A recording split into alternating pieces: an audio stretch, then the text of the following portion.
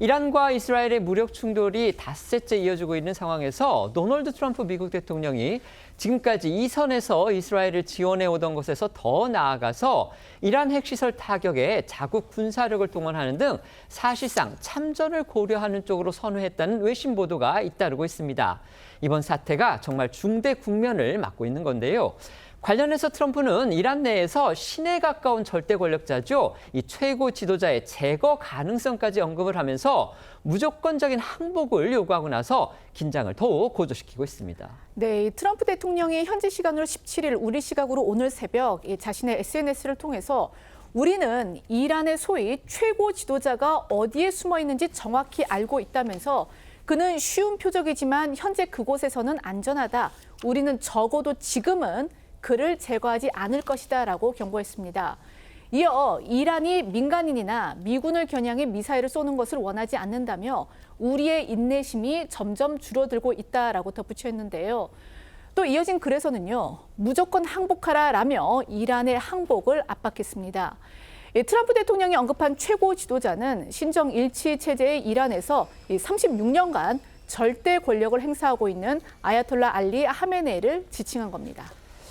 트럼프 대통령 이 문제의 글에서 영어 단어 kill이라는 그런 표현을 썼다고 합니다. 그러니까 사실상 이란의 최고 지도자를 암살할 수도 있다. 제거라는 의미가 그걸 의미하는 거죠. 바로 그 kill이라는 단어까지 썼기 때문에 이 트럼프의 이런 위협성 글 결코 가벼운 일이 아니다. 의미가 가볍지 않다. 지금 이런 뜻이 나오고 있습니다. 이런 해석이 나오고 있는 겁니다. 이란도 가만히 있지를 않았습니다. 트럼프의 이런 협박성 메시지가 나온 뒤에 이스라엘의 공습 이후 모습을 드러내지 않던 최고 지도자죠. 하메네이가 SNS에 글을 올렸습니다. 그 내용은 타협은 없다. 전투의 시작을 선언한다. 이런 식으로 이스라엘과 미국에 대한 응징 그리고 보복을 예고한 것이었습니다. 네, 지난 13일 이스라엘의 대이란 기습 공습 이후에 이란 최고 지도자 아야톨라 알리 하메네이는요. 모처에 대피해서 의심하고 있다라는 그런 보도가 나왔었는데요. 그런 하메네이가 오늘 트럼프의 이 위협성 글이 나온 뒤에 SNS 글을 통해 자신의 건재를 과시했습니다. 그는 그래서 이 테러범인 시오니스트 정권에 강력한 대응을 해야 한다면서 우리는 자비를 베풀지 않을 것이라며 이스라엘에 대한 응징을 선언을 했고요. 또 다른 게시물에서는 전투가 시작된다라고 밝혔습니다. 방금 기자가 말씀드린 것처럼 시오니스트라는 그 표현은요. 이란이 이스라엘을 지칭할 때 쓰는 그 단어입니다. 그런데 문제는요. 트럼프 정부의 이 같은 대이란 위협이 말로만 그치지 않을 가능성이 지금 커졌다는 겁니다. 많은 외신들이 트럼프가 캐나다 G7 정상회담에서 조기 귀국한 뒤에 국가안전보장회의 소집, 또 이스라엘 총리와의 통화 등을 통해서 대이란 공격에 미군을 직접 동원하는 등 직접적으로 이번 싸움에 뛰어드는 쪽으로 방침을 선회한 것으로 보인다. 이렇게 보도를 했습니다. 그러니까 이스라엘 대 이란의 싸움에서 이스라엘과 미국 대 이란의 싸움으로 번질 경우 이건 세계 안보 정세와 경제에 정말 치명적인 위험 요소가 될 수가 있기 때문에 주목이 되는 겁니다. 맞습니다. 미국 매체 악시오스에 따르면 트럼프 대통령이 캐나다에서 귀국한 뒤 중동 분쟁과 관련해 1시간 20분간 국가안전보장회의를 진행한 뒤 네타냐후 이스라엘 총리와 통화했다고 보도했는데요. 이 매체는 이스라엘 당국자 말을 인용해 네타냐후 총리와 이스라엘 국방당국은 미국이 수일 안에 이란의 지하 핵시설을 폭격하기 위한 군사작전에 개입할 가능성이 큰 것으로 믿고 있다고 덧붙였습니다.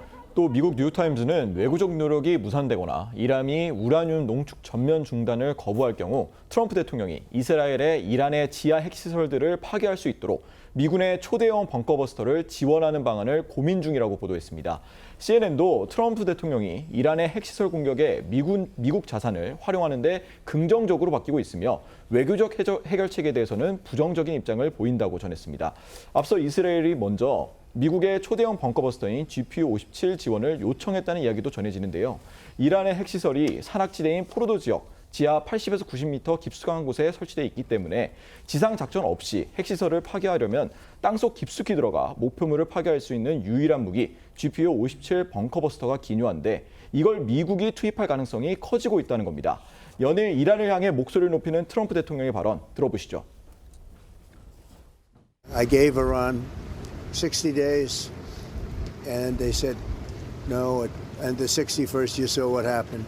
day 61. So I'm in constant touch, and I think Iran is foolish not to sign one. A real end, not a ceasefire, an end. Just giving up entirely. It's very difficult to access without unique bunker busters that only the U.S. military possesses. 외신들은요, 트럼프 대통령이 이 문제의 벙커버스터라는 무기를 이스라엘에 지원하는 그런 계획을 승인을 한다면 미군이 운용하는 B2 스텔스 폭격기 이걸 활용할 수밖에 없다 이렇게 또 얘기를 하고 있습니다. 그렇다면 결국 미군 자산들이 전장에 직접 투입되는 것이기 때문에 이건 사실상 미군의 참전을 의미하는 것이다 이렇게 보고 있습니다. 최대 60m의 콘크리트를 뚫고 들어가 목표물을 타격할 수 있는 GBO-57 벙커버스터는 무게만 13톤이 넘어서 미 공군의 B2 스텔스 폭격기를 동원해야만 전장에 투하할 수 있습니다. 외신들에 따르면 미군은 지난 2년 동안 백악관의 면밀한 감독을 받으며 이란 포르도 핵시설 파괴 작전을 준비해 왔는데요. 시뮬레이션 결과 한 발의 벙커버스터만으로는 포르도를 파괴할 수 없고 B2 스텔스 폭격기가 여러 대 투입돼 연속으로 벙커버스터를 투하해야 한다는 결론을 얻은 것으로 전해졌습니다. 트럼프 대통령은 대선 기간 미국 바깥에서 벌어지는 전쟁에 미군을 보내지 않겠다는 입장을 반복해왔는데 이번에 이란 전장에 벙커버스터 지원을 결정하면 그 원칙을 처음으로 바꾸는 결과가 됩니다. 앞서 이란은 미군이 이스라엘의 공격을 지원할 경우에 미국에 대해서 직접 보복하겠다 이렇게 경고한 상황입니다. 이스라엘 대 이란에서 미국 대 이란으로 전쟁이 확대될 소지가 지금 다분한 건데요. 외신들은 미국이 앞서 중동 지역으로 항공모함 또 여러 대의 공중급유기를 보낸 것, 이게 결국 이란과의 무력 충돌에 대한 대비책이다 이런 해석도 내놓고 있습니다. 네, 미군이 이 중동 일대의 전력을 강화하고 있다는 보도는 며칠 전부터 나오고 있는데요. 한 예가 말씀하신 대로 이 최소 30대 이상의 미군 공중급유기, 그러니까 이 연료 충전을 해줘서 폭격기들이 이 작전 반경을 이렇게 늘려주는 이제 그런 공중급유기가 지난 사흘 동안 미국 내 기지에서 유럽으로 이 중동 쪽으로 이동한 것으로 확인이 된다는 겁니다. 특히 이란의 치명적 위협 요소인 항공모함 니미츠호가 베트남 입항 계획을 취소를 하고 동남아시아를 떠나서 중동으로 향하고 있는 것도 심상치 않은 조짐으로 여겨집니다. 이란도 이미 대미 항전 의지를 밝히며 군사 대비 태세를 강화하고 있는 것으로 전해졌습니다. 뉴욕타임스는 미국이 이스라엘의 공격을 지원할 경우를 대비해 이란도 미군 기지를 타격하기 위한 미사일 등 군사 장비를 마련해 놓은 것으로 파악됐다고 보도했습니다. 앞서 이란 국방장관은 이스라엘의 공습 직전인 지난 11일 미국의 모든 영내 기지가 우리의 사정거리 내에 있다며 분쟁 발생 시 미국을 공격하겠다고 경고했습니다. 정 의원님께는 지금 이제 심상치 않은 중동 상황에 대해서 여쭤보겠습니다. 도널드 트럼프 미국 대통령, 그동안은 이제 이스라엘이 이란을 전격 침공한 거에 대해서 사실상 묵인하고 방조하고 있다. 그리고 이 선에서 간접 지원하고 있다. 이런 입장만 알려졌었는데 지금 어제 오늘 외신 보도에 따르면요. 트럼프는 지금 벙커버스터라는 아주 치명적인 무기를 지원하고 그다음에 거기에 미군 자산을 동원하는 방식으로 통해서 결국 직접 참전하는 쪽으로 방향을 선회하고 있다. 이렇게 지금 외신들이 보도를 하고 있습니다. 만약에 미군이 직접 거기에 자기들의 군사 자산을 투입할 경우에 그렇다면 이란도 가만히 있지를 않을 것이고요. 이렇게 되면 지금 이스라엘 대 이란, 이란 대 이스라엘의 그 전쟁 국면이 결국은 거기에 미국까지 끼어드는 정말 전면전 양상으로 확대될 가능성이 있습니다. 그렇게 되면 중동 정세에서 그치는 것뿐이 아니고 결국 전 세계적으로 외교 안보, 경제적 측면에서 상당히 어떤 치명적인 위협 요소가 될 수도 있다. 이런 분석들이 나오거든요. 어떻게 평가하십니까?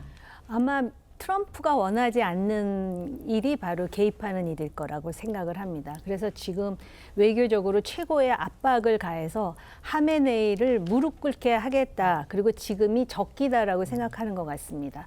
네타냐후가 이미 이란에 굉장히 그 치명적인 피해를 주고 있기 때문에 지금 여기서 이란의 핵 개발을 막지 않으면 그 다음에는 통제 불가능한 수준으로. 그래서 아까 말씀하신 그 포르도라고 하는 지역은 지금 고농축 우라늄이 60%까지 돼 있고 산악지대고 굉장히 깊다고 하지 않습니까?